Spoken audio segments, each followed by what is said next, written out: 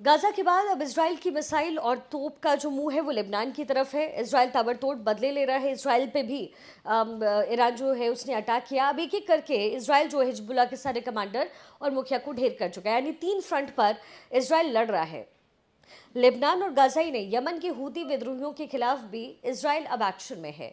ऐसे में सवाल ये है कि महज कुछ लाख की आबादी वाला ये जो देश है, जिसका एरिया उत्तर प्रदेश से भी कम है, वो आखिर थकता क्यों नहीं है? उसके हथियार खत्म क्यों नहीं हो रहे हैं?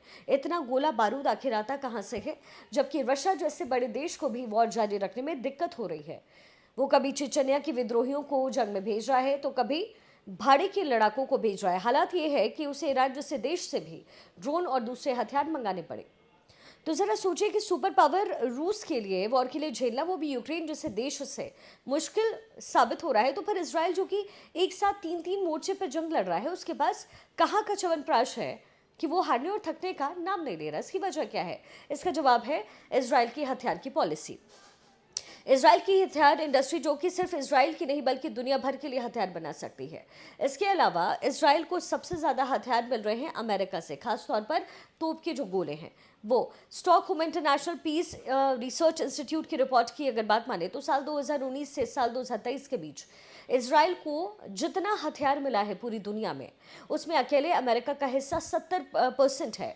दोनों देशों के बीच 10 साल के लिए एक डील हुई है और इसके तहत अमेरिका से इजराइल को सालाना 3.8 बिलियन अमेरिकी डॉलर की डिफेंस एड मिलती है, जिसमें 500 मिलियन डॉलर तो सिर्फ मिसाइल डिफेंस प्रोग्राम के लिए दिए जाते हैं, जिसमें आयरन डोम हो गए, एरो और डेविड स्लिंग जैसी मिसाइलें जो हैं वो इस्तेमाल होती हैं, ताकि इजराइल हमास और हिजबुल्लाह की तरफ से जो मिसाइल और रॉकेट दागे जाते हैं उससे निपट सके और अपने लोगों को बचा सके। और इसलिए इजराइल इतनी बड़ी संख्या में मिसाइलें दाग करके अपने देशों को, अपने लोगों को बचाता है।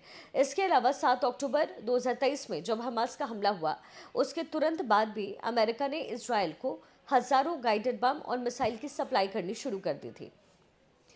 अब पिछले साल दिसंबर में अमेरिका ने इसराइल को अर्जेंट बिक्री की और बड़ी संख्या में 106 मिलियन डॉलर के टैंक और गोले बारूद भी दिए थे।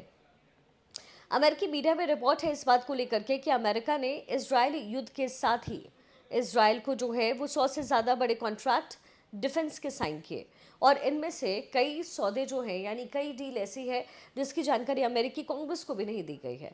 ये कहा जाता है इसी तरीके से ब्रिटेन और इटली जो है वो देश भी इजराइल को बड़ी संख्या में हथियार मुहैया करवाता है।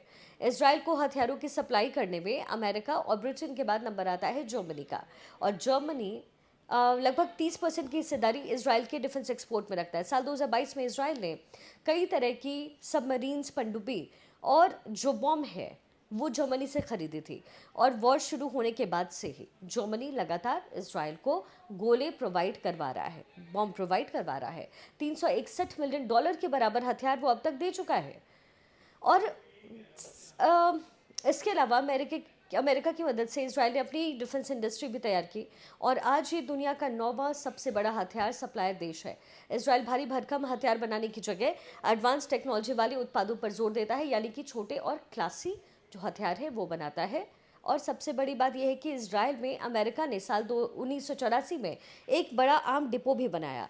यहाँ पर आर्म डिपो बनाने का अमेरिका का मकसद था कि अगर कोई मिडिल ईस्ट में बड़ा बवाल हो या फिर कोई बड़ी जंग हो, तो अमेरिका अपने सहयोगियों तक जो है इजराइल के रास्ते तुरंत हथियार और गोला बारूद पहुँचा सके। तो इस जखीरे में, जो इजराइल में जो अमेरिका का जखीरा है, वहाँ बड़ी मात्रा में बॉम्ब, गोले बारूद और मिसाइल्स मौजूद है, और इजराइल इनका भी जमकर इस्तेमाल करता है।